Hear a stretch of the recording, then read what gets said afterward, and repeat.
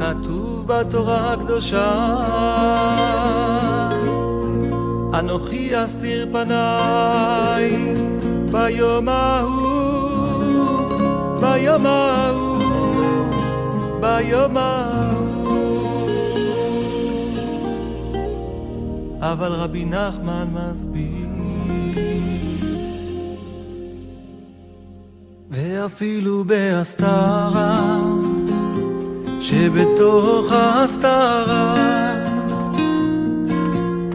בוודאי גם שם נמצא השם יתברך. ואפילו בהסתרה שבתוך ההסתרה, בוודאי גם שם נמצא השם יתברך. ואפילו בהסתרה שבתוך ההסתרה, בוודאי גם שם נמצא השם יתברך. ואפילו בהסתרה שבתוך ההסתרה,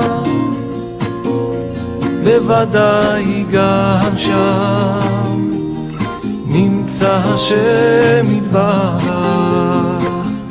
אוי אוי אוי, גם מאחורי הדברים הקשים העוברים עליך, אני עומד, אני עומד, אני עומד. גם מאחורי הדברים הקשים העוברים עליך, אני עומד, אני עומד, אני עומד. אוי אוי אוי, גם מאחורי הדברים הקשים העוברים עליך, אני עומד, אני עומד, אני עומד. גם מאחורי הדברים הקשים העוברים עליך, אני עומד, אני עומד, אני עומד. ואפילו בהסתרה שבתוך ההסתרה, בוודאי גם שם נמצא השם יתברך. ואפילו בהסתרה שבתוך ההסתרה, בוודאי גם שם נמצא השם יתברך. אוי אוי אוי, גם מאחורי הדברים הקשים העוברים עליך, אני עומד, אני עומד, אני עומד. גם מאחורי הדברים הקשים העוברים עליך, אני עומד, אני עומד, אני עומד.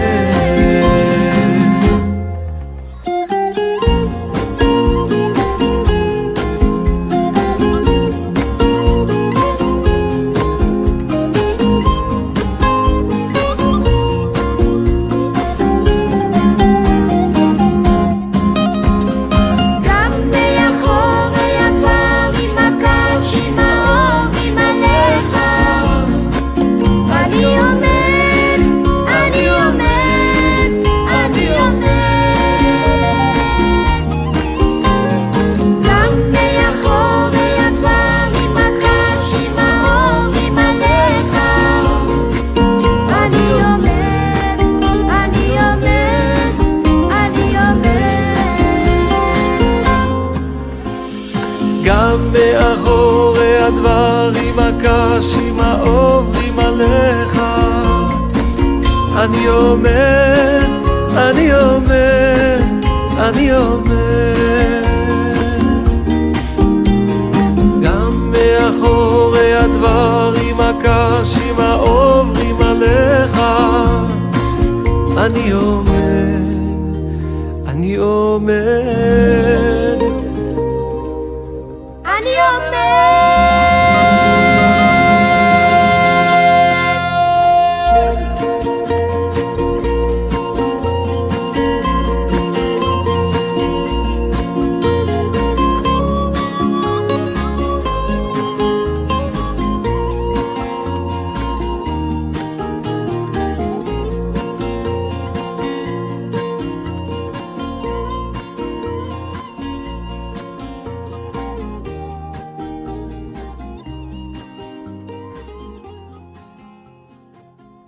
Bendiciones para todos aquellos que se conectan aquí a través de la emisora RSA y a través de la fanpage de nuestro ROE Pablo Escalante.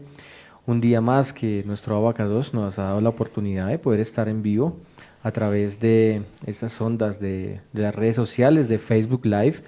Y bueno, los invitamos a todos para que compartan y estén muy atentos a esta enseñanza del día de hoy, jueves, aquí en su programa Restaurando el Remanente de Israel, con el tema que vamos a tratar el día de hoy, el enemigo contra la promesa, los Jerjeseos, a cargo de nuestra pastora Carolina Coronado. Muy buenas noches. Muy buenas noches a todos aquellos que se conectan en esta hora. Bueno, dándole la bienvenida a este programa Regresando al Remanente de Israel. Bueno, con ese tema que sé que va a ser de mucha bendición, el segundo enemigo que nos enseña la Escritura para antes de entrar a la tierra prometida.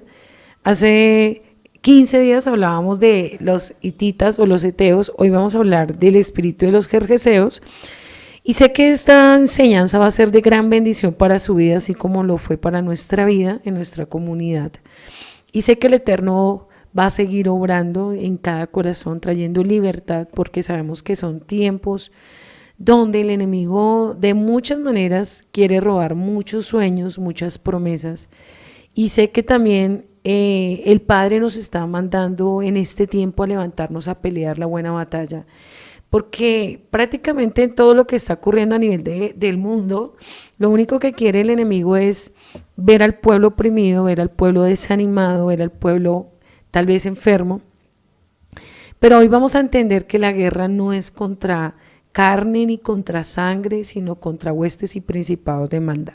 Vamos a conocer esta estrategia de los jerjeseos, cómo obraron en el tiempo que Josué y Caleb iban a conquistar la tierra prometida, que era Canaán, y cómo podemos sacar una analogía para nosotros para este tiempo. Así que vamos a estudiar Génesis 10 del 15 al 17.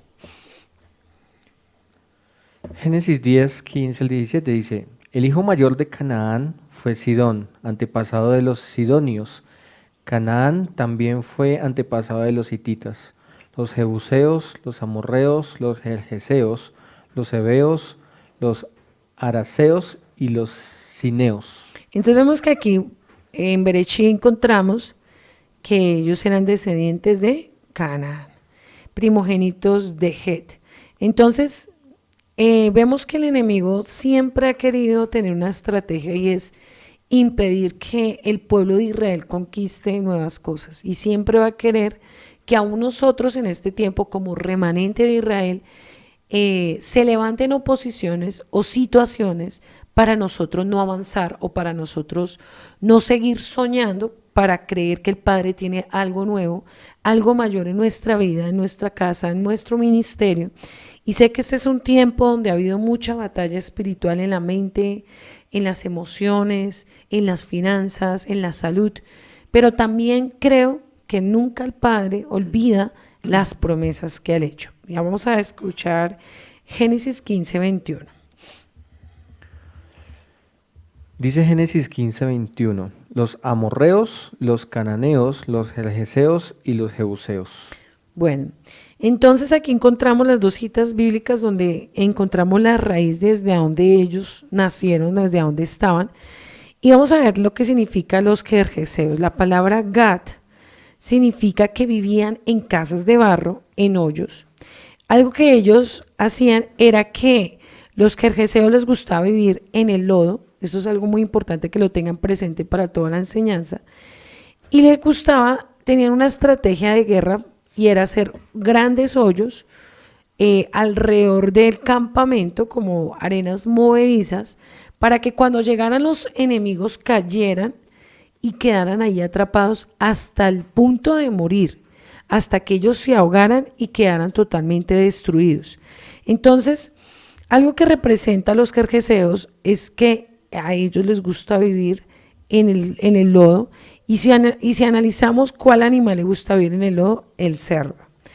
Y es algo que vamos a entender aquí a través de un salmo que representa algo espiritual, y son ese tipo de personas que espiritualmente les gusta vivir viendo una vida contaminada, una vida sucia, una vida en pecado, una vida como los jerjeseos, que hoy lo vamos a comprender más profundo a través del estudio. Vamos a ir al Salmo 80:13, que nos dice el Salmo 80:13. Entonces, una de las características de ellos es que ellos actúan como un animal agresivo y como un animal detestable como el cerdo. Entonces, dos características: eran muy violentos y eran personas con muchas cosas malas en su espíritu, porque ahorita lo vamos a entender quiénes eran realmente. El Salmo 80, versículo 13 nos dice: los jabalíes del bosque los devoran y los animales salvajes se alimentan de ellos. Ellos son los jerjeseos. Es una analogía como los describía David.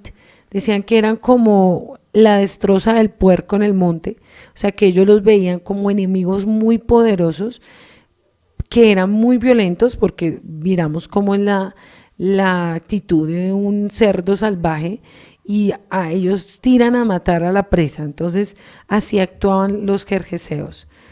Pero también vamos a hablar de las jerjeseas, qué característica tenían, y vamos a ir a Proverbios 11:22. Entonces ahí miramos la apariencia, estamos describiendo tanto físicamente, ahorita los vamos a describir en la escritura, los hablan más claro, también vamos a describirlos espiritualmente para que podamos comprender cómo Josué y Caleb tuvieron miedo y por qué tuvieron miedo, porque David también tuvo que enfrentar esta situación, y nosotros actualmente cómo lo enfrentamos y cómo vamos a ser libres. ¿Qué dice Proverbios 11:22? Dice: una mujer hermosa sin discreción es como un anillo de oro en el hocico de un cerdo. Entonces, cuando una mujer es seductora y como una mujer que se viste como una prostituta, que le gusta mostrarse, que le gusta exhibirse ante los hombres, tiene la característica de una jerjesea, que es una mujer seductora, y dice que el padre la ve como un cerdo que tiene un anillo en el hocico. Entonces es una expresión bastante fuerte, pero espiritualmente se ve así. Las mujeres parecieran que se ven hermosas por mostrar todo el cuerpo o por seducir a los hombres, pero espiritualmente son unas jerjeseas que el padre las ve como un animal, como el cerdo, que tiene esa apariencia espiritual. Entonces, los hoyos representan las estrategias de la debilidad de nuestra alma, que pueden destruir toda nuestra vida y pueden destruir nuestro propósito. Entonces es cuando encontramos que el enemigo usa situaciones muy pequeñas para poder destruir todo un propósito, y que muchas veces hay gente que está en las congregaciones que se ha acostumbrado a vivir de pecado en pecado, de debilidad en debilidad. Y vamos a ver a la luz de la Torá, que dice en Mateo 7:6, dice: no le deis lo santo a los perros, ni echéis vuestras perlas delante de los cerdos, no sea que las huellen con sus patas y volviéndose os despedacen. Porque los jerjeseos lo que hacen es destruir, menospreciar la palabra. La característica o los espíritus de los jerjeseos lo que buscaban era que el pueblo se apartara de la palabra y se burlara del Padre. Y eso hace una persona cuando va a una congregación, escucha un mensaje, sale de la congregación y sigue pecando. No tiene temor, se sigue burlando del Padre, sigue utilizando la palabra como un escudo, pero realmente su alma sigue en inmundicia. Los jerjeseos también representan personas que se burlan de la palabra una y otra vez. Les gusta vivir en el lodo. Y vamos a ir a 2 de Pedro, si por favor la lees. 2 de Pedro 2:22. Entonces, cuando escuchamos ciertas expresiones, el Padre lo habla de lo físico a lo espiritual. Y a veces nosotros o la gente ha vuelto la palabra muy light o la palabra muy sutil para hablarle, y por eso la gente va a las congregaciones y no cambian. Usted ve cantidad de personas viviendo un evangelio tibio, un evangelio facilista, donde se muestran que son personas espirituales, pero cuando uno va a ver el corazón o la vida de esa persona, está llena de maldad, está llena de pecado. ¿Qué dice 2 de Pedro 2:22? Y dice la palabra, dice, demuestran qué tan cierto es el proverbio que dice, un perro vuelve a su vómito, y otro que dice, el cerdo recién lavado vuelve a revolcarse en el lodo. Eso representa a los jerjeseos, gente que le encanta vivir en su pecado y tienen unas excusas tan absurdas, tan inmaduras para justificar sus acciones. Todo el mundo culpa o busca culpar a algo de su pasado o a alguien de la congregación o a los pastores para tener la excusa de que volvió a pecar.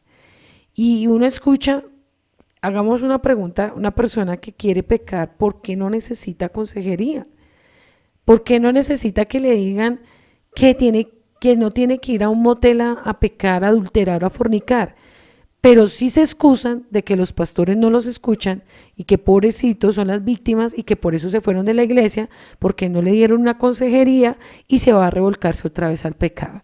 Estamos escuchando una cantidad de gente con una cantidad de excusas, y usted va a ver gente de congregación en congregación, de iglesia en iglesia, pecando, y lo fácil es que esta iglesia no me llenó, este lugar no me llenó, la palabra no me llenó, los pastores no me llenaron, la alabanza no me llenó. No, no es ese tipo de personas, sino que es una persona que ya está tan acostumbrada al lodo, al cerdo, al pecado, que lo único que busca es justificar sus acciones para decir que él es la víctima y que no hay ningún lugar donde pueda congregarse, no hay ningún lugar que le guste. Claro, ¿por qué? Porque le estorban el pecado. Entonces, cuando usted ve que alguien va de congregación en congregación, tenga mucho cuidado. Si es que es una persona con estas características jerjeseas, que es como un cerdo que le gusta vivir revolcándose todo el tiempo en el pecado y no quiere sujetarse a ningún pastor. La palabra hablábamos que los jerjeseos hacían una estrategia, que hacían unos huecos, ¿cierto? Y vamos a ver espiritualmente qué dice la escritura en Cantares 2:15. Porque vamos a hablar de lo literal a lo espiritual. Entonces vamos entendiendo espiritualmente cuál es esa estrategia de sus enemigos en estos últimos tiempos, que se ha levantado para tener al pueblo entretenido o al pueblo engañado, creyendo que está bien, que está santo, que está apartado, cuando su vida espiritual refleja lo contrario. Cantares 2:15, ¿qué dice? Dice, atrapen todos los zorros, esos zorros pequeños, antes de que arruinen el viñedo del amor, porque las vides están en flor. Entonces, cuando me habla de que esas pequeñas zorras dañan toda una vid, son esos huecos que ellos estratégicamente hacían para caer la presa y acabarla y matarla. Así espiritualmente el enemigo busca las pequeñas cosas que las personas se excusan de abrir la puerta al enemigo en su corazón, como la pornografía, como lo que ve en televisión, como las personas con que comparten, como las personas que se la pasan, y ese tipo de pequeños permisos que la gente se está dando es lo que va a llevar a muchos a la condenación.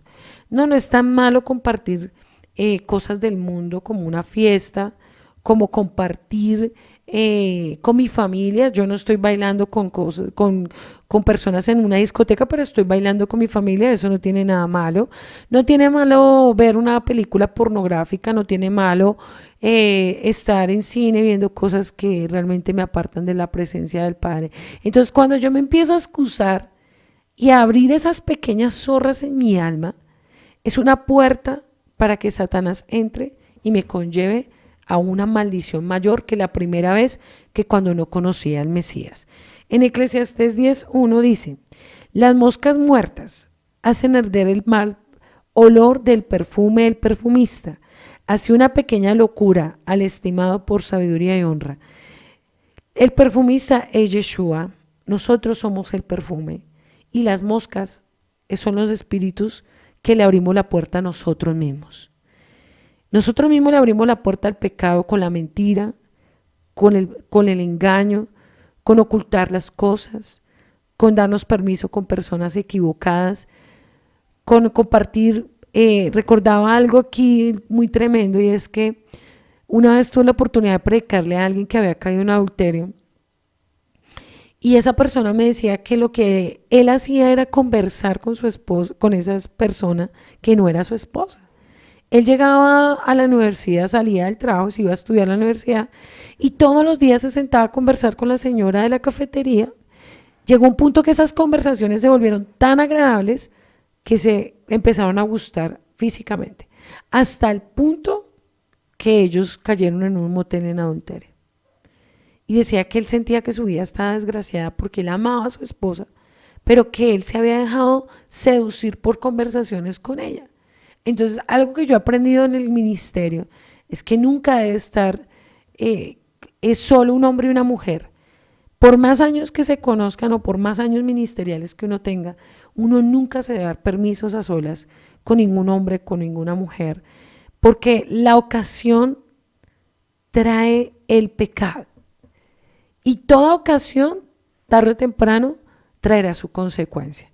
Si yo me estoy dando permisos con personas del mundo, si yo me doy permisos en la congregación de estar a solas, recordaba algo que me contaban de un pastor.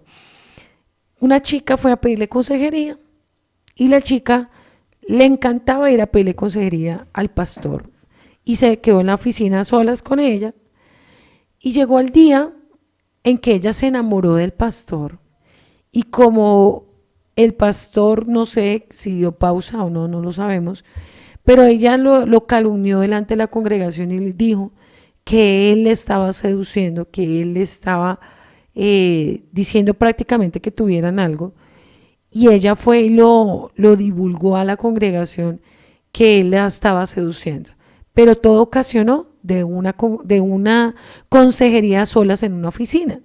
Cuando uno se da permisos, da pie para que le abra la puerta al pecado, y uno nunca debe darle puerta al pecado, y uno nunca se debe confiar, uno nunca debe creerse el súper espiritual que nunca va a caer, porque tarde o temprano uno no se conoce, uno no sabe hasta dónde esté capacitado para decir no. Y las caídas de muchos, por ejemplo, esa muchacha le dañó toda la reputación a ese pastor, a toda una congregación, y mucha gente se fueron como 20 líderes porque le creyeron a esa muchacha que él la estaba seduciendo. Ella se hizo ver como la víctima, él quedó como un hombre malo, como un hombre adúltero, pero no se sabe la calumnia de esa muchacha. Entonces, el enemigo busca las ocasiones para que tú y yo caigamos, los lugares incorrectos, las personas incorrectas, los permisos que yo no me puedo dar.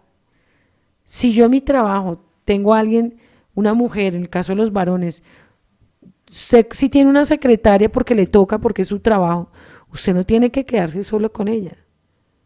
Ni usted puede darse permisos con ninguna mujer que no sea su esposa. Y si usted es joven, soltero, mucho menos porque usted le está dando cabida al enemigo para caer. Porque como el diablo le puede hablar a su cabeza, yo estoy soltero, puedo fornicar, no me he casado, no es tan malo porque todo el mundo fornica, todo el mundo tiene relaciones sexuales ilícitas. Pues ¿qué pasa si yo me echo una canita al aire en la congregación? Nadie se da cuenta. Voy, me revuelco como los cerdos, me limpio la boca, como dice la escritura, y nadie en la congregación sabe que yo estoy fornicando. Entonces, eso es lo que está pasando. Y ese es el espíritu jerjeseo que quiere que haya gente en las congregaciones llevando una vida doble, llevando una vida pecaminosa y mostrándole a todo el mundo que no ha pasado absolutamente nada. No nos debemos dar permisos en la carne. No debemos permitir que los jóvenes de las congregaciones salgan solos, que tengan noviazgo. Yo no sé de dónde se ha venido incrementando ese sistema pagano que en las congregaciones debe haber noviazgo. En las congregaciones no debe haber noviazgo. Debe haber el desposatorio como lo hizo José, como lo hizo María, como lo hizo los hombres verdaderamente de Yahweh, que no había tiempo de pecar. Simplemente cuando hay un celo, una santidad, se pone un cerco alrededor de los jóvenes. Si dos jóvenes, el Padre ya les dio el tiempo, ya el Padre dio la palabra, confirmó a los pastores, confirmó a los padres que son idóneos, pues lo que hay que darles es el tiempo de preparación para el matrimonio, pero nunca noviazgo. Como lo que yo estoy viendo en los últimos tiempos, ¿cuántos llevan de novios? 5 años y no han fornicado. ¡Qué mentira! 5 años, el cuerpo se calienta, la carne se calienta. Y si los padres no son sabios, los pastores son ignorantes y se hacen los ciegos, ahí van a ver un poco de gente fornicando en la congregación. O sea, si el padre habla de un desposatorio, es porque así se tienen que hacer las cosas. Pero hoy en día fácilmente este fornicó en esta iglesia, se fue el descarado, dañó la vida de una joven, se fue para otra congregación, fue y fornicó en otra congregación y después quiere ir a otra congregación a seguir fornicando y como no le ha pasado nada, pues es un jerjeseo que va con maldición a traer maldición a las congregaciones. Pasa que he escuchado cosas como mujeres que seducen a los hombres en las congregaciones gigantes, en las congregaciones grandes, propuestas que le hacen. Vámonos este fin de semana, no tiene nada, no vamos a pecar, vamos a una vigilia, vamos a orar. ¿Y en un motel será que van a orar? O sea, estamos en unos tiempos, hermano, donde la gente cada día está degradando la sangre del Mesías. Y por eso es que a la gente no le gustan las congregaciones donde hay disciplina, donde hay formación, donde hay sujeción, donde hay lugares donde les corrigen el pecado, porque les gusta vivir como los cerdos, como dice la Escritura. Entonces vamos a seguir acá un punto, y es que vamos a ver que los jerjeseos eran los mismos endemoniados ganaderos. ¿Y usted sabe cuánto un endemoniado ganadero tenía? Legiones. O sea, estamos hablando de muchísimos demonios dentro de un cuerpo. ¿Y por qué sería que el Padre diría un solo cuerpo para tantos demonios? O sea, si un solo demonio puede ser la terminación de un alma, yo no me imagino una legión dentro de un cuerpo. Entonces, jerjeseos es la misma palabra, jerjeseos, que viene de la variante ganadero o endemoniado ganadero.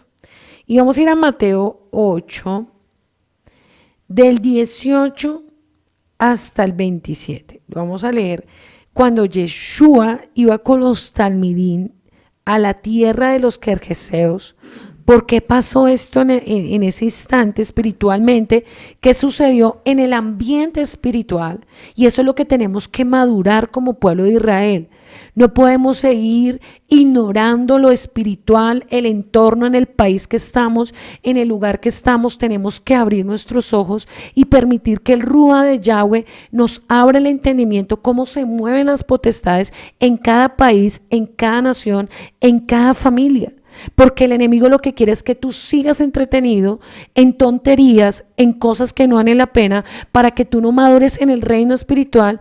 Y por eso las congregaciones están tan muertas, están tan vacías, porque no hay espíritu, no hay rúa, no hay revelación, no hay liberación. Las congregaciones están llenas de gente endemoniada, como los jerjeseos, y pareciera que todo fuera normal. ¿Qué está pasando con el pueblo de Dios? ¿Qué está pasando con esos siervos ungidos? ¿Dónde están en las congregaciones?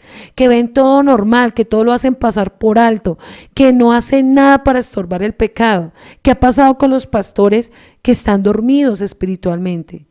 ¿Dónde están esos siervos que están vigilantes, que están alerta, que están mirando qué es lo que está ocurriendo en su congregación? Están entretenidos en otras cosas, menos discerniendo lo que está pasando en el pueblo. ¿Qué dice Mateo 18, del 18 al 27?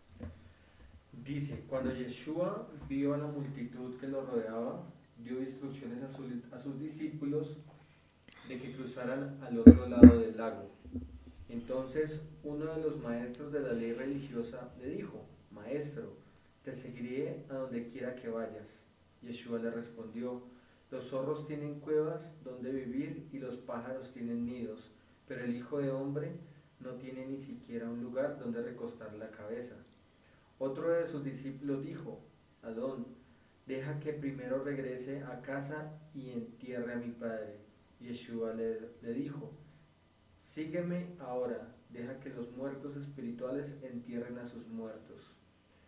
Luego Yeshua entró a la barca y comenzó a cruzar el lago con sus discípulos. De repente se desató sobre el lago una fuerte tormenta, con olas que entraban en el barco, pero Yeshua dormía. Los discípulos fueron a despertarlo. Adón, sálvanos, nos vamos a ahogar, gritaron. ¿Por qué tienen miedo?, preguntó Yeshua. ¿Tienen tan poca fe? Entonces se levantó y reprendió al viento y a las olas, y de repente hubo una gran calma. Los discípulos quedaron asombrados y preguntaron, ¿quién es este hombre? Hasta el viento y las olas lo obedecen. Entonces aquí hay algo muy importante. Ellos iban para la tierra de los Gergeseos, ¿cierto?, a llevar el mensaje de salvación.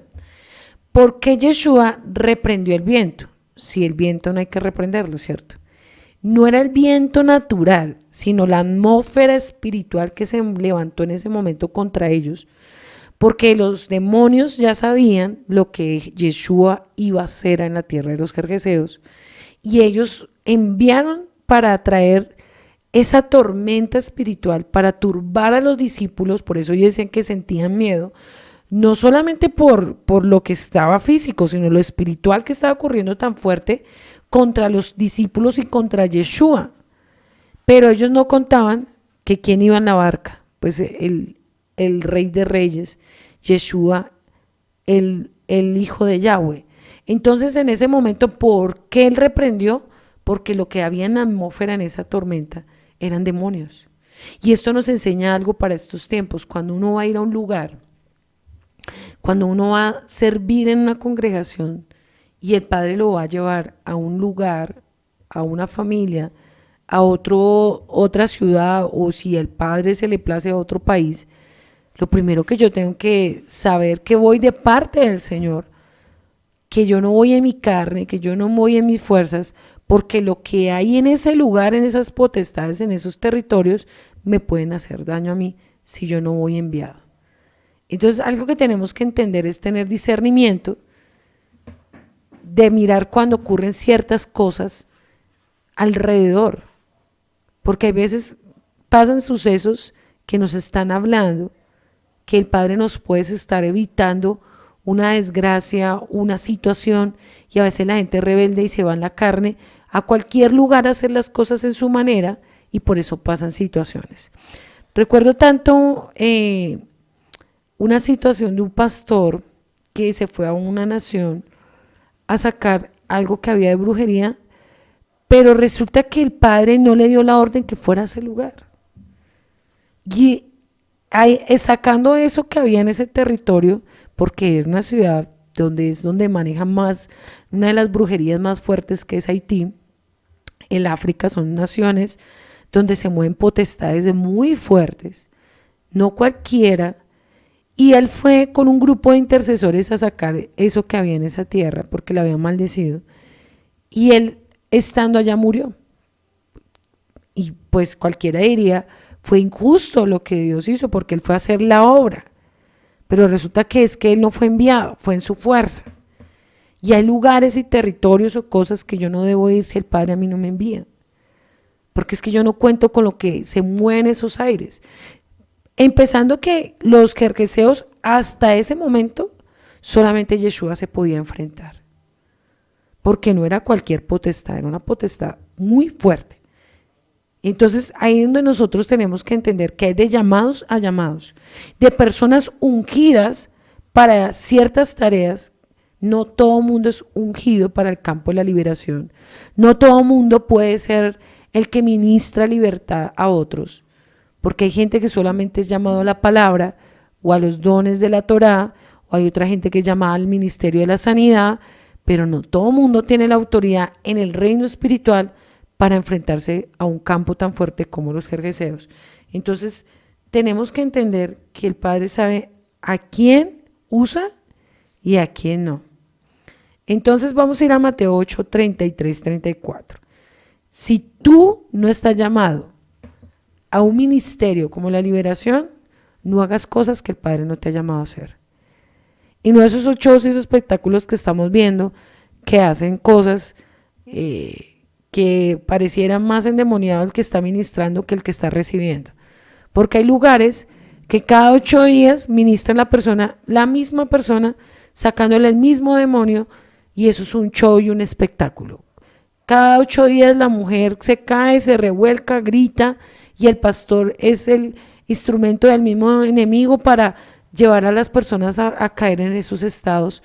Y uno dice, no puede ser que una persona cada 8 días esté endemoniada.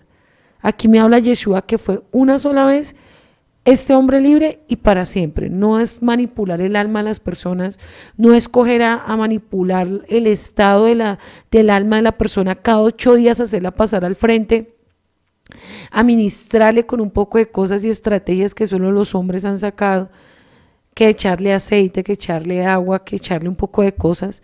No, cuando una persona tiene la autoridad de Yeshua con una sola palabra, el Padre la respalda y el Padre lo unge. Pero eso que estamos viendo, los circos que estamos viendo en las congregaciones, eso es manipulación. Cuando esas mujeres que aletean, que se mueven así, que brincan, que saltan, que gritan, que lloran cada rato, eso es pura manipulación de las mujeres, de estados almáticos manipulados por un hombre al frente, que lo que hace es hacer ver al Padre, ridiculizarlo y hacerlo ver que Yeshua no tiene autoridad, porque Yeshua solo da una orden y cuando Él entra, hace libre a la persona sin tantas cosas, sin tanto show y sin tanto espectáculo. ¿Qué dice Mateo 8, 33, 34? Y dice, los hombres que cuidaban a los cerdos huyeron a la ciudad cercana y contaron a todos lo que había sucedido con los endemoniados. Entonces toda la ciudad salió al encuentro de Yeshua, pero le rogaron que se fuera y los dejara en paz. Démonos cuenta, ¿cuánto tiempo duró el Mesías dándole orden a los demonios? Y eran hartos. Si tú miras, no necesitó de agua, ni de aceite, ni de locuras. Simplemente le dio una orden y ya. Entonces, detrás del espíritu jerjeseo hay personas que están enfocadas en cosas terrenales, como los cerdos mirando siempre hacia abajo, que le gusta lo natural, lo espiritual de acá de la tierra, pero no le gusta lo espiritual del reino. Entonces, ese tipo de personas que caen en estos estados demoníacos son personas que van a la congregación, le ministran sanidad o liberación y a los 8 días va y peca. Abre la puerta al mundo, abre la puerta al pasado y entonces ellos ya caen en un estado donde las potestades lo gobiernan porque la misma persona se burla del Padre, porque abre portales a ver pornografía, a ver cosas como la tabla Ouija, como juegos demoníacos. Entonces, ese tipo de personas no caen en ese estado espiritual porque sí, sino porque esa persona hizo algo y ocasionó algo para que los demonios tuvieran tanta autoridad sobre ellos, tanto dominio sobre ellos. Ninguna persona cae endemoniada porque sí. Es porque o su generación atrás, estamos hablando de alguien que no conoce, no de un sinvergüenza que ya conoce, sino alguien que no conoce, de una generación maldita como de un papá que viene con pactos satánicos, como un papá que fue un brujo, una mamá que fue una bruja, personas que vinieron bajo linaje de prostitución, nacieron de una mamá prostituta o de una mamá drogadicta, o nacieron de personas con maldiciones. Estamos hablando de eso, vienen maldiciones por causa de sus generaciones pasadas. Pero cuando ya viene el Mesías, rompe esas cadenas, rompe eso y ya es libre. Pero si la persona lo desea de corazón, si la persona determina su corazón ser libre, es una determinación. La liberación es como una sanidad física, es creer y tener fe. Eso es una gran mentira de que se necesitan los superencuentros, se necesita de muchísimas estrategias para romper una maldición, no, es una determinación. Y si la persona tiene un demonio, el padre utiliza un siervo para sacarlo y ya. Pero ¿qué tiene que hacer la persona de su parte? Guardarse en santidad, no abrir puertas, vivir una vida en la escritura, una vida en ayuno, en oración, una vida apartada del pecado, del mundo, porque no puede ser que tú seas libre y vuelvas a abrir puertas. O sea, no tendría sentido que pases por la liberación. Por eso es que muchos toman la liberación como un espectáculo y no como algo real. Entonces tenemos que tener mucho cuidado con eso. Entonces vemos que los jerjeseos, algo que tienen también es que son demonios y en ese tiempo eran como como seres espirituales donde traen incredulidad, desánimo, falta de amor por las cosas del Padre. Y vamos a ir a Romanos 11:20, dice: muy cierto fueron desgajadas por su incredulidad, pero por tu fe te mantienes firme, no seas altanero, sino teme. Entonces, si me buscas Salmo 41:2, entonces algo que tenemos que entender es que una de las situaciones que hace el espíritu jerjeseo es que la gente no crea que hay una vida eterna, que no espere el Mesías por segunda vez. Entonces la gente, como cae en incredulidad, cae en desánimo, dice, pero ¿qué tiene yo pecar? Cualquiera peca y vuelve y pide perdón y ya, no ha pasado nada, no sucede nada. Pues eso no es tan fácil. Yo no puedo jugar con la salvación. Yo no puedo jugar con mi alma. Porque algo que el enemigo quiere que tú no creas que hay una vida después de la muerte. Que hay un juicio el día que tú te mueras, el día que yo me muera. Satanás no le conviene que tú creas que hay un día en que tú y yo tendremos que rendir a cuentas. Que hay un día donde nosotros todo lo que hicimos acá en esta tierra tendremos que rendir cuentas con nuestro cuerpo, con nuestra vida, con nuestra familia, con nuestras finanzas, con nuestros hijos, con nuestro ministerio. El Padre nos va a pedir cuentas. Y a Satanás no le gusta que usted crea que usted se puede condenar por cosas que usted ha hecho, que usted cree que nadie lo ha visto, o tal vez que usted cree que por pedir perdón y no ha restituido, no ha hecho nada para mostrar frutos dignos de arrepentimiento. Porque mucha gente dice, no, es que yo ya pedí perdón. Es que eso no es solamente pedir perdón. Es mostrar frutos dignos de arrepentimiento con acciones que te duelan, con cambios genuinos, con un servicio genuino a Yahweh. No, eso no es cualquier cosa, restituir los años de pecado que yo he hecho, el daño que le he hecho a otras personas, el daño que he hecho con mi cuerpo, en mi propia vida, las puertas que yo abría a Satanás. Eso no es un juego. Y para restituir los años de pecado, aún de mis padres, de mis generaciones atrás, hay que pagar un precio, y un precio alto. Por eso es que muchos creen que van a un encuentro y en 3 días ya la varita mágica llegó, lo tocó y cambió toda su vida. Eso es una gran mentira. Si usted no paga un precio en una vida santa, en una vida de servicio, de ayuno y de oración, una vida genuina, su vida espiritual y su generación corre un peligro. Porque Satanás está esperando que usted vuelva como un cerdo al pasado, y peor que sus padres o peor que su propio pasado. Salmo 41:2, ¿qué dice? Dice la palabra, dice, con paciencia esperé que el Adón me ayudara, y él se fijó en mí y oyó mi clamor. Me sacó del foso de desesperación, del lodo y del fango, puso mis pies sobre el suelo firme, y a medida que yo caminaba, me estabilizó. O sea que nosotros, ¿cómo estábamos? En el fondo, ¿cierto? Dice que en el fango de la desesperación, porque estábamos en inmundicia, en pecado, en maldad. Nuestra alma estaba destruida, estaba condenada. ¿Y cómo está ahora? Pero depende de nosotros que eso permanezca o que no. Porque la mayor tierra prometida, yo sé que el Padre nos tiene promesas acá en esta tierra y nos va a cumplir muchas cosas en esta tierra. Pero ¿cuál es la mayor tierra prometida? la salvación, la nueva Jerusalén. Esa es la mayor que tú y yo debemos pelear.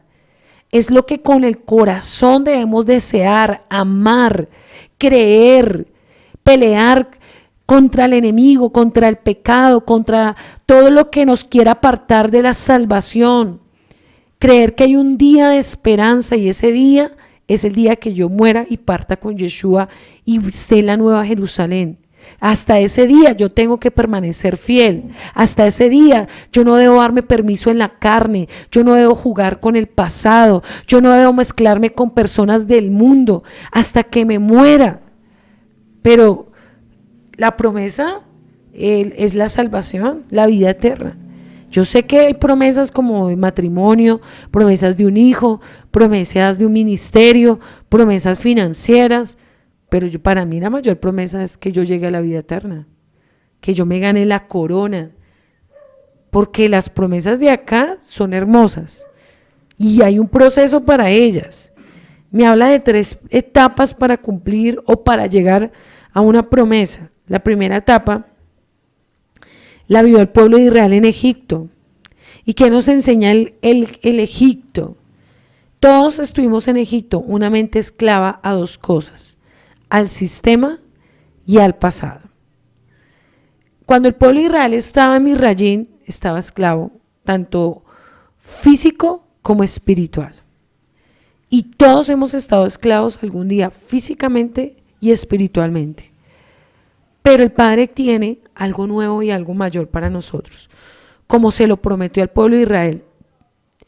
Así va otra etapa. Después de la esclavitud pasamos al desierto y al proceso y a la prueba. Démonos cuenta que en el cristianismo nos enseñaron una fe barata y absurda, que usted llegaba a Yeshua y que tronaba los dedos y que todo le iba a salir bien, que todos los caprichos que usted tuviera, pide y todo será hecho. Pide, pero pide con fe no dudando porque todo se le dará. Entonces uno se creó, los que venimos de cristianismo sabemos lo duro que es salir de esa inmadurez, de ese evangelio mentiroso, donde nos crearon que Yeshua era como una vara de mágica.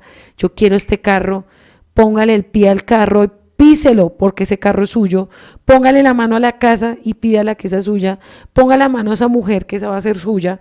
Entonces, en el evangelio del cristianismo lo que enseñaron fue a gente a ver al Padre como un Aladín, como que yo le froto la lámpara y Él me da todo lo que yo quiera, sin un proceso, sin pagar el precio, gente sin cambiar, gente sin estar restaurada en su alma, sin dejar el pasado, sin dejar la maldad, sin dejar ataduras espirituales y ya quiere que lleguen al camino del Mesías y el Padre le cumpla todos los caprichos. ¿De qué Padre me estará hablando? ¿No será el Padre que se le reflejó Satanás a Yeshua cuando le dijo, si me adorares, todo esto te lo entregaré? Entonces, esos pastores que están llevando al pueblo a miles de miles, no, usted llegó enfermo y de una se va a sanar.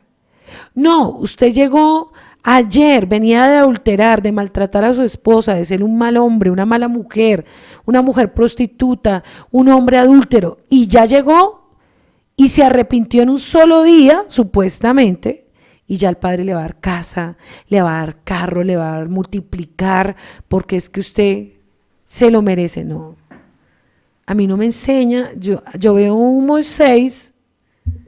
¿Cuánto tiempo tuvo que ser procesado Moisés? Y él pagó el precio de haber matado. A mí me enseña un proceso de un Jacob usurpador que tuvo que pagar un precio para que fuera mudado su nombre a Israel y fuera quebrantado hasta el punto de ser desconyuntado para poder ver la victoria y ver la bendición del Padre. Entonces, ¿cómo me va a enseñar un evangelio facilista? Que yo ya llego, por hacer una oración, ya todo va a cambiar mi vida, y cuando yo no he pagado un precio por todo lo que hice. Yo tengo que pagar un precio, no solo por mis pecados, sino tengo que pagar un precio por lo que mis generaciones sembraron, y tengo que pararme en la brecha hasta que yo sea libre, hasta que mi familia sea libre, mi generación sea libre. Entonces, Por eso el Padre, después de sacarte de la esclavitud, te lleva al desierto, me lleva al desierto, con una situación muy importante, me lleva a morir a lo personal, a lo terrenal, a mi yo, a mi pasado, a mi egoísmo. Porque cuando ellos salieron al desierto tuvieron que aprender a convivir juntos, tuvieron que aprender a comer maná del cielo. Y algo muy importante que me enseña el desierto es aprender a depender del Padre, que no es lo que yo haga, que no es el trabajo, que no es las finanzas que yo me gane, que no es la cantidad de plata que yo me gane, que no son los supertítulos profesionales lo que me bendice, sino que la mano de Yahweh esté en mi vida. Cuando yo aprendo que Yahweh es el centro de mi vida, cuando yo aprendo que mi bendición económica, mi bendición sentimental, mi bendición ministerial no es por mi capacidad, no es porque yo soy el mejor siervo, la mejor sierva, no es porque yo me sé toda la Torá, no es porque yo trabaje mucho como una mula y voy a ganar más plata, sino porque Yahweh está en mi vida. Cuando yo aprenda eso, a morir a todo eso, estoy listo para la bendición. Cuando yo quite de mi corazón las dependencias humanas, que es la familia, el trabajo, las carreras, el ministerio, la gente del pueblo, cuando yo aprenda a morir a todo eso y a creer que Yahweh es mi seguridad, Yahweh es mi sustento, Yahweh es el todo de mi vida, entonces voy a lo tercero, que es la promesa. Y promesa significa la tierra de Canaán, la abundancia. Entonces, para llegar a eso tengo que vivir una batalla, hermano.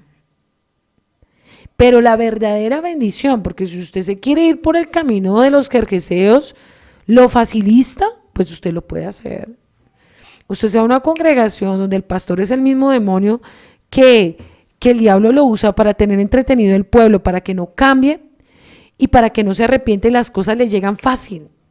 No, yo oré y ya llegó el carro que yo quería. Claro, un sinvergüenza adúltero, pues el diablo cómo no lo va a respaldar. Le llega más plata que al que es fiel, que al que vive en santidad, que al que paga un precio, al que sirve en un ministerio.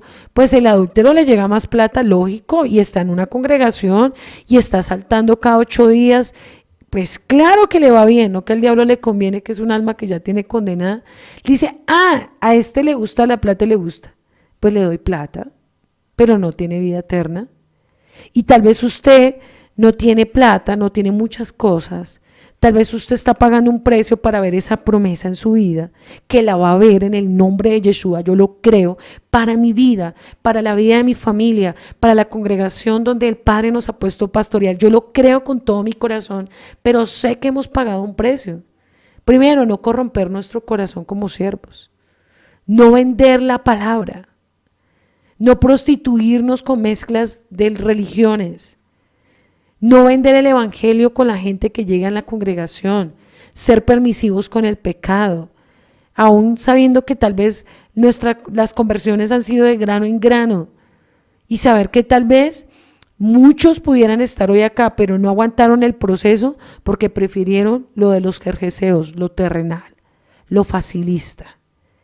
Y sé que hay gente dentro de nosotros que ha pagado el precio, que ha llorado, que ha sufrido, que ha vivido cosas muy difíciles, pero el Padre les va a dar la promesa también, como me la ha dado a mí, como se la ha dado a mi esposo, pero una promesa limpia, transparente, sin robar, sin adulterar, sin hacer cosas ocultas, sin engañar al pueblo, sin manipular la palabra, limpia.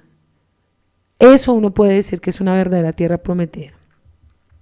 Entonces vemos que el pueblo de Israel tuvo que vencer enemigos físicos y espirituales como nosotros lo estamos viviendo antes de cumplirse la promesa. Enfrentar situaciones dolorosas, todo la tenemos que enfrentar. Pero algo que el Padre nos da es una armadura espiritual que hoy la vamos a estudiar. Vamos a ir a Efesios 6, del 14 al 17, si me la ayudas a leer.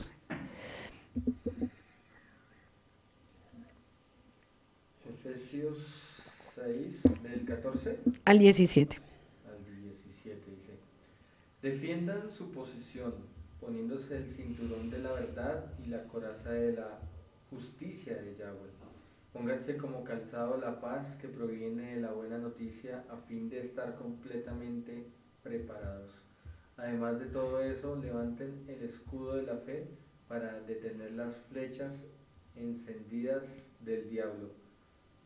Entonces vamos a aprender la verdadera armadura espiritual, no lo que nos enseñó el cristianismo, que es gritar, reprender, creernos dioses, coger a gritar como locos, creer que entre más gritemos, entonces más el diablo va a salir corriendo de las vidas de la congregación, pisotear y todo ese tipo de cosas. Entonces vamos a estudiar la verdadera armadura de Yahweh que el Padre dejó establecida. Yo le invito a que subraye el versículo 14 donde dice, ceñido vuestros lomos con la verdad, ¿cierto? Luego en el mismo versículo dice, coraza de justicia. Luego dice en el 15, calzado nuestros pies, subraye con el evangelio de la paz. Luego en el 16 subraye el escudo de la fe. Y en el 17, si usted es un estudiante juicioso, subraye yelmo de salvación y la espada del Espíritu.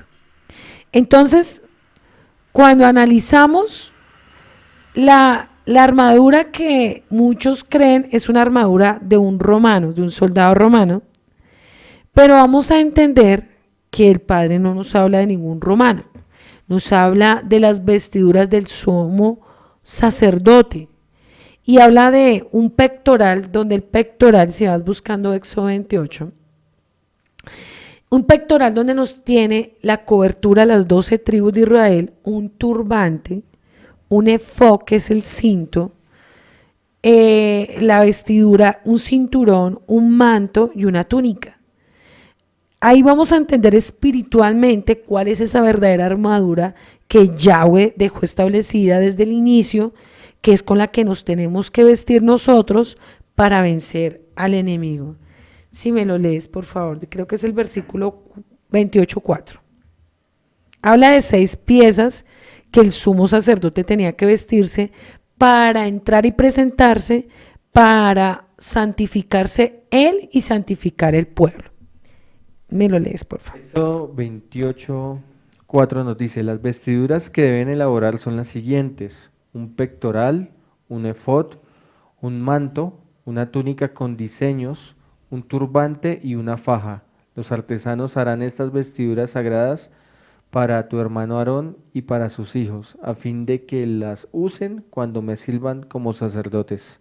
Entonces es muy diferente a lo que me enseña el cristianismo, ¿no? El cristianismo me enseña una armadura de un soldado peleando, una espada, un escudo, y aquí me enseña espiritualmente lo que el Padre quiere que nosotros hagamos. Entonces, la armadura de Yahweh nos enseña que en los últimos tiempos tenemos que revestirnos como al inicio, de 2 cosas, de los mandamientos y de las palabras de Yahweh, de su presencia y de su santidad.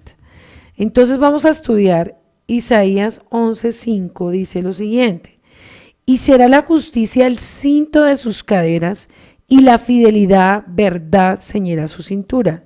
Entonces lo primero que el Padre nos habla, vestirnos de justicia, ¿cierto? ¿Y qué significa justicia? La palabra en hebreo es sedaká, que significa correcto, rectitud, equidad, piedad. Justicia significa también que vivamos una vida recta.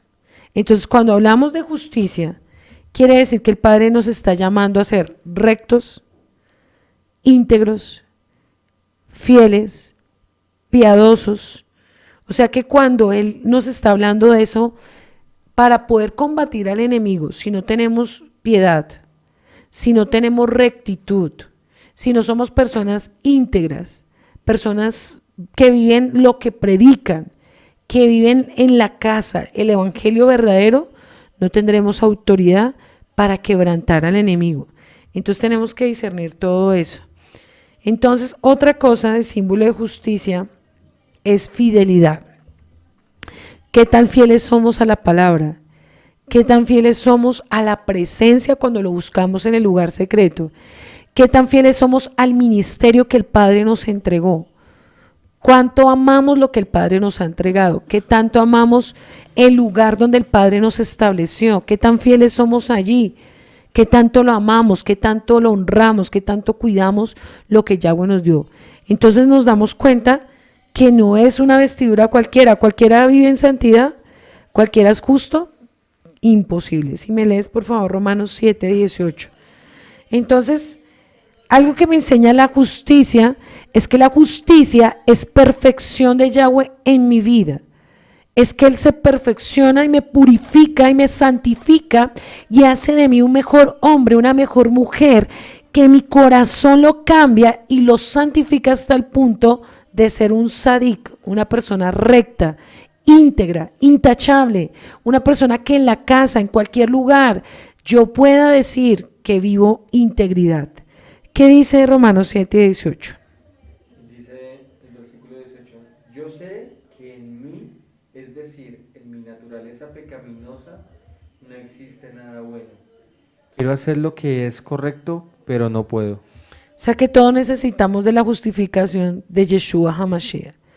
Ningún hombre, ninguna mujer puede ser recta si no tiene a Yeshua en su corazón. O sea que para yo vivir recto, para tener justicia, santidad, necesito buscarlo a Él en la intimidad y santificarme. Habla otra cosa, es colocar el yelmo, ¿cierto? Y el yelmo, vamos a ver que es cuidarnos de contaminarnos, de no hacer la voluntad del Padre, de cuidar nuestros pensamientos, de cuidar nuestra alma, de no hacer nada sin la presencia de Yahweh, cuidar nuestros pensamientos. Y si me ayudas a leer el Salmo 109, 51 al 52. Salmos 109.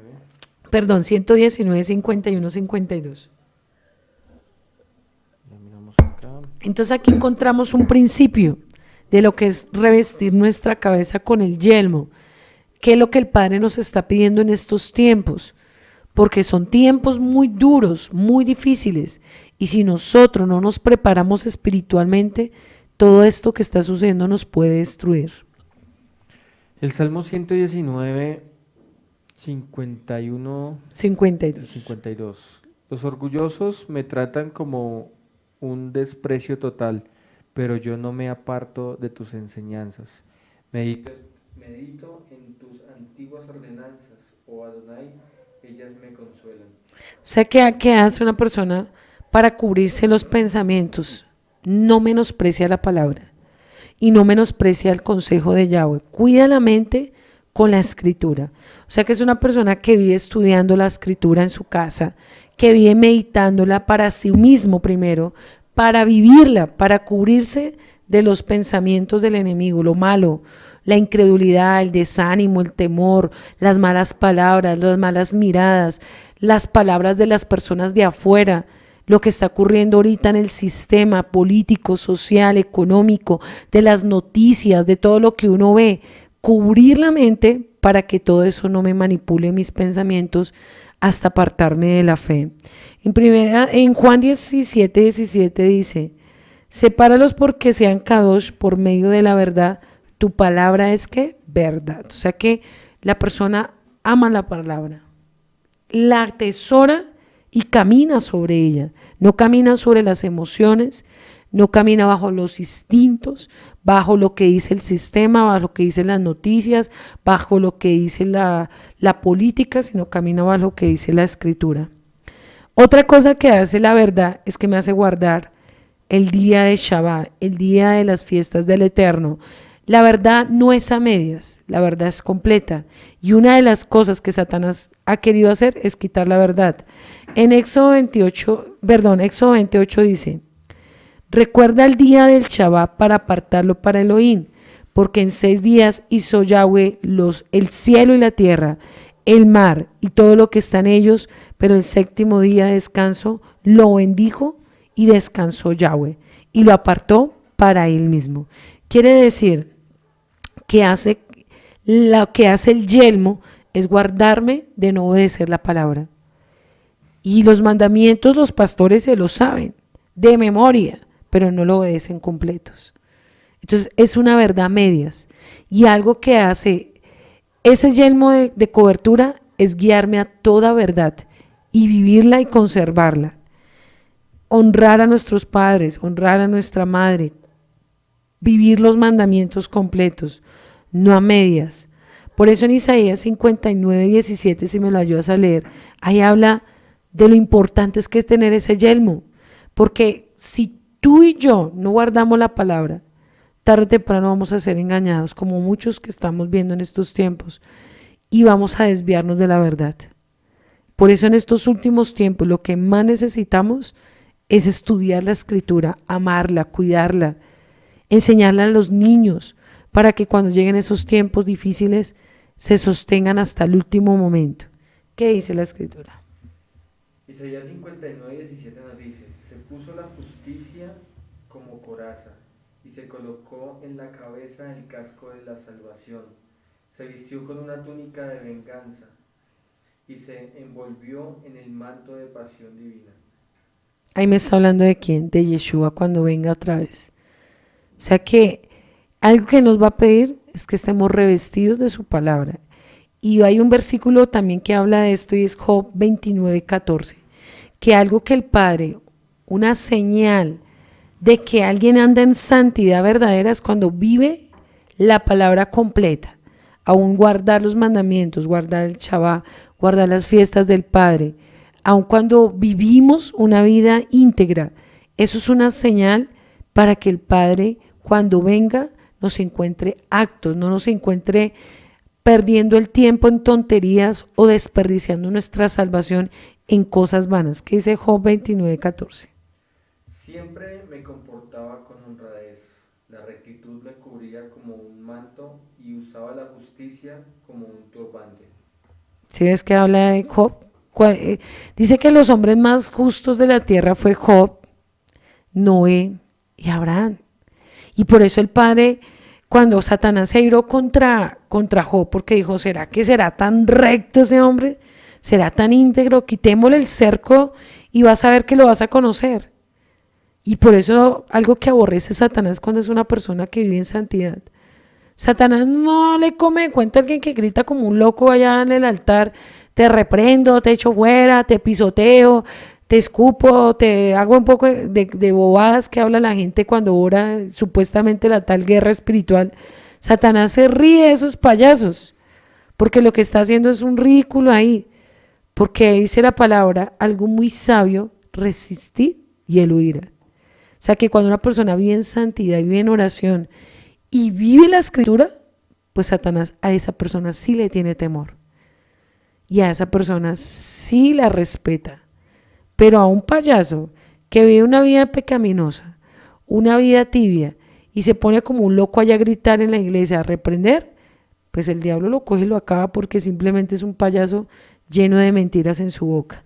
Isaías 52:7 dice: cuán hermosos son los montes y los pies de los que trae alegres nuevas, del que anuncia la paz, el que trae nuevas de bien, del que publica salvación, del que dice Sión, tu Yahweh reina. Entonces es la persona que predica la palabra de Yahweh. Esa es otra armadura espiritual. Cuando un siervo lo que aprende, lo enseña al pueblo, pero de una manera transparente, de una manera genuina, no de una manera falsa, hipócrita. No es que lo que predica en el púlpito no lo vive ni el mismo siervo o la mujer que está enseñando, sino cuando una persona es limpia y que lo que predica lo vive, es una persona que a donde lleve el mensaje, a donde quiera que Yahweh la envíe, traerá libertad, traerá salvación a esas almas y hará que esa predicación haga que muchas ovejas vuelvan al redil, vuelvan a la santidad, vuelvan a la teshuvá, vuelvan al arrepentimiento. Eso es una verdadera sierva y un verdadero siervo. Que el mensaje que tú enseñes en el país que tú te encuentres, que tú me estás escuchando en este día, en esta hora, que el Ruach de Yahweh te unja de tal manera y que seas una persona limpia de corazón, cosa que cuando prediques esa palabra penetre como una espada de doble filo y las almas cambies donde tú estés, donde el Padre te lleve, donde el Padre te use, donde quiera que estés, que el Padre te unja y te dé la autoridad para traer a las almas a los pies del Mesías. Por eso el Padre dice Qué hermosos son los pies cuando anuncian un verdadero evangelio, no un evangelio a medias. ¿Cuál es el yelmo de la salvación? La vestidura como Yeshua HaMashiach, un hombre que murió a sí mismo por amor a la salvación de todos nosotros. O sea que el yelmo de la salvación es negarme a mí mismo por amor a la salvación de otras almas. Eso significa el yelmo de la salvación. Cuando yo decido que mi vida ya no importa, mis caprichos personales no importan, porque Yeshua murió a todo y entregó su vida en un madero para que tú y yo fuéramos libres, para que tu alma no sea condenada y mi alma no sea condenada. Eso significa el yelmo de la salvación. Es aquel que anuncia la buena voluntad de Yahweh, el que ama las almas y da la vida por su hermano, no el que vive pensando en sí mismo egoístamente, como lo que enseñábamos de los gergeseos, que vivían para ellos mismos, para sus deleites, para lo que quería. Es aquel que no busca hacer mal al hermano, busca hacer lo bueno, busca bendecir con su vida a otros, busca darle a otros, no hace mal testimonio, no da falso testimonio, no daña la fe de otros, no mata la fe de otros. Y por la espada, vamos a ver la espada en Isaías 49:2, si me lo ayudas a leer. ¿Qué significa la espada? ¿A qué espada se refiere para estos tiempos? ¿Qué es lo que el Padre quiere de ti? ¿Qué es lo que el Padre quiere de mí? Él necesita siervos diferentes en estos últimos tiempos. Y tú y yo tenemos que determinarlo a hacerlo. Tú debes determinarme, yo me debo determinar a hacer luz donde tú estás, a ser diferentes, a cambiar la historia de un evangelio destruido durante generaciones. La gente ya está cansada de la mentira, del engaño, de la falsedad, de ver malos siervos, malas siervas, de ver que le pisotean su alma, se la manosean, le destruyen la fe. Por eso tú te tienes que levantar. Tú no puedes seguir siendo egoísta pensando en ti, en tus problemas. Ya es hora que ames las almas. Y por amor a las almas, tú marques la diferencia en tu ministerio, donde quiera que te encuentres. ¿Qué dice Isaías 49:2? Hizo que mis palabras de juicio fueran tan filosas como una espada. Me ha escondido bajo la sombra de su mano. Soy como una flecha afilada en su aljaba. O sea, que el Padre que quiere de ti y de mí, que nuestra predicación sea como espada de ¿qué? De doble filo para cambiar el alma de las personas. Y para eso se necesita un mensaje con autoridad y con unción y con santidad. Porque si tú eres un instrumento a medias, tibio, contaminado, no sirves para predicar, no sirves para enseñar. Se necesita gente íntegra, gente que lo que predique lo viva y que corrija el pecado y no le dé temor de corregir el pecado donde quiera que esté. Porque hoy en día falta gente con autoridad, falta gente en los púlpitos con unción, falta gente que hable la verdad, que no le tenga miedo a corregir a la persona que tenga que corregir. El cristianismo nos enseñaron estrategias carnales para vencer al enemigo, pero aquí nos enseña que no hay ninguna estrategia para vencer al enemigo. Nos enseñó las vestiduras espirituales que habla la Escritura. Esa es la verdadera armadura de Yahweh. Esa es la verdadera armadura que tenemos que tener para vencer. Si nosotros no vivimos esto que aprendimos hoy, si nosotros no llevamos un evangelio real, genuino, no vamos a poder reprender a las tinieblas. Y el enemigo no le cree a alguien que simplemente vive la mitad de la Escritura. El enemigo algo que no quiere es que tú y yo sepamos la verdad y vivamos la verdad. Por eso al enemigo no le gusta que la gente tenga claridad del conocimiento, como lo que aprendimos hoy. La verdadera armadura de Yahweh no es lo que nos enseñó la religión, el sistema. Por eso hay gente que se desgasta gritando, haciendo miles de oraciones y no pasa nada en su propia vida, porque en su corazón no ha tomado una determinación de vivir una vida íntegra, una vida en santidad. Por eso usted ve cantidad de gente frustrada en las congregaciones, diciendo no puedo cambiar. No puedo, no, sí se puede cambiar. pero cuando realmente yo tomo la palabra para mi vida, cuando yo no menosprecio el mensaje de Yahweh, cuando yo lo vivo y cuando yo estudio primero para mí, para mi alma, para mi espíritu, porque yo no estudio para enseñarle a los demás simplemente, yo estudio para corregir mi camino, para alimentar mi alma, para tener la autoridad espiritual, para traer libertad a otros, para traer santidad, para traer emuná, para que muchas almas que estaban desviados vuelvan a la esencia donde muchos lo han perdido. Así que miramos que el enemigo de los jerjeseos hay muchísimos en muchos lugares. Que el Padre nos guarde de caer como los jerjeseos, que nos guarde de las pequeñas zorras que dañan toda una vid, y que Yahweh tenga misericordia de todo lo que viene, y la única forma de sostenernos firmes es cada día buscando el rostro y buscando la palabra y predicando la palabra, pero con autoridad. Si queremos ver familias cambiadas, naciones cambiadas, empecemos por uno solo, por buscar cambiar una vida. Si buscamos enseñarle bien la palabra con uno solo, esa persona traerá libertad a otro. Y Yahweh se encargará de hacer lo que tiene que hacer en nuestros corazones y en los corazones de esas vidas.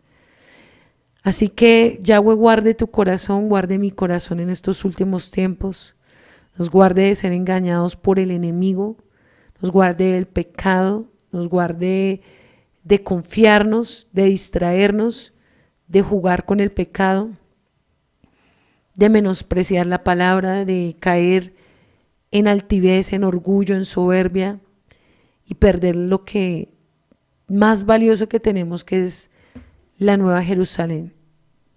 Que guarde nuestro pensamiento de todo lo que se está moviendo alrededor de nuestra casa, nuestra vida, y que el Eterno nos permita ser fieles hasta la muerte.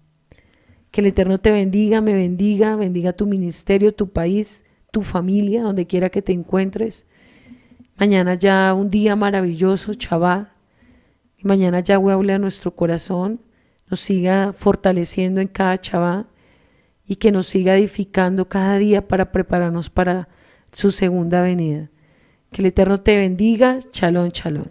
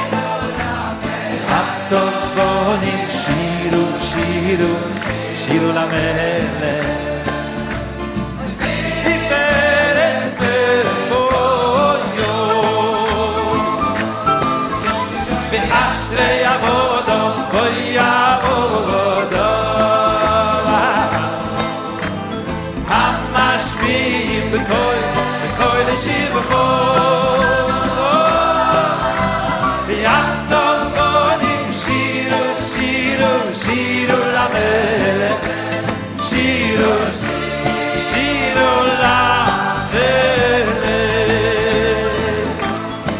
אוי וישרי עבודו, אוי עבודו. המשמיעים בקול, בקול לשבחו.